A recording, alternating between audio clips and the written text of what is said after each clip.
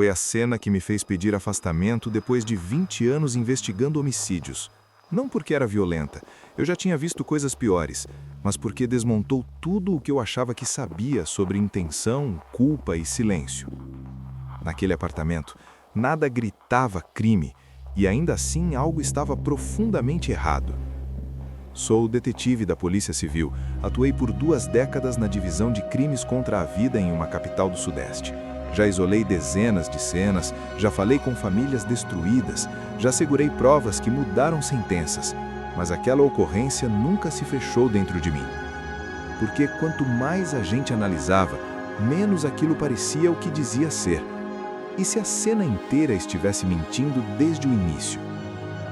Se você acompanha esse tipo de relato, siga o canal. Essas histórias raramente chegam ao público do jeito que realmente aconteceram. Meu nome é Eduardo Salgado. Entrei para a polícia ainda jovem e passei a maior parte da carreira lidando com mortes violentas. Vi suicídios forjados, acidentes que não eram acidentes, homicídios cometidos por quem ninguém suspeitava. Com o tempo, aprendi a ler ambientes. Uma cena fala, às vezes mais do que as pessoas. Eu já vi sangue tentando contar a verdade, já vi a ausência dele mentir. Por isso, quando cheguei àquela ocorrência, algo me incomodou antes mesmo de atravessar a fita de isolamento. Não era um detalhe específico, era o conjunto. E quando isso acontece, a experiência ensina. Ou você escuta, ou carrega o peso depois. Esse caso ainda me acompanha. A ocorrência foi registrada em 14 de setembro de 2017, às 6h42. Mulher, 34 anos, encontrada morta no apartamento onde morava sozinha. Bairro de classe média, prédio antigo, porteiro noturno. A primeira informação era simples: possível queda acidental da varanda do 4º andar. O corpo foi encontrado no pátio interno, sem sinais aparentes de luta no local externo.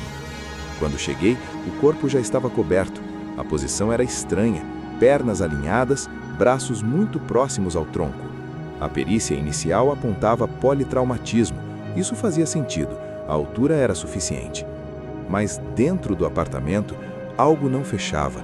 Não havia móveis fora do lugar, nenhum copo quebrado, nenhuma marca evidente de impacto na varanda. A porta estava trancada por dentro. A família chegou pouco depois. A mãe repetia. Ela tinha medo de altura. O irmão dizia que ela não bebia, não usava medicamentos controlados. Tudo indicava acidente. E ainda assim a cena parecia ensaiada. Nas semanas seguintes, o caso seguiu o protocolo. Laudo preliminar, morte por queda, sem sinais claros de defesa, sem evidência imediata de terceiros. Mas pequenos detalhes continuavam me incomodando. A temperatura corporal estimada não batia perfeitamente com o horário presumido da queda. O celular dela estava sobre a mesa, conectado ao carregador, tela limpa, nenhuma mensagem aberta. A varanda não tinha marcas de pés próximas ao parapeito, nenhum arranhão recente na grade. Nada gritava homicídio, nada confirmava acidente. O inquérito começou a esfriar. A família insistia, a mãe me ligava semanalmente. Ela não pularia. Eu respondia com cautela, sem promessas. Depois de 6 meses, oficialmente o caso era tratado como fatalidade, arquivo iminente. Era ali que normalmente termina. Mas não terminou. Quase 1 ano depois, recebi uma ligação do Instituto Médico Legal. Era madrugada. O legista pediu que eu fosse até lá. Disse apenas, revendo um laudo antigo, encontrei algo que você deveria ver. Fui sem esperar muito. No exame complementar, uma fratura pequena no osso hioide, discreta, quase imperceptível. Poderia ser da queda, poderia, mas não precisava estar ali. Meu estômago revirou. Naquela noite eu achei que seria o fim do caso, ou o começo de algo que eu não queria carregar.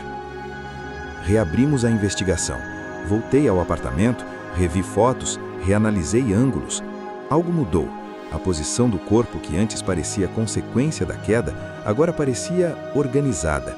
O tempo estimado de morte passou a ter margem maior do que o esperado.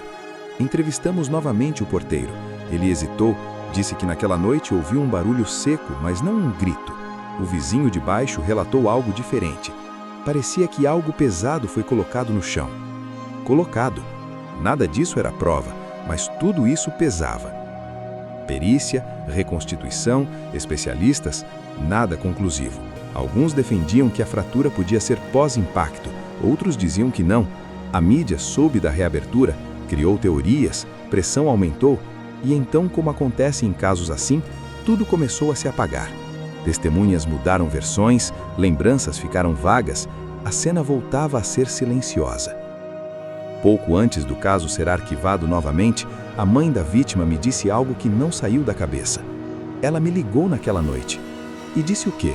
Nada, só respirava. Nenhum registro dessa ligação apareceu, nenhum sinal técnico, só aquela frase.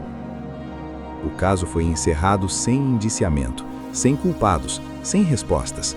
Até hoje, oficialmente, foi um acidente.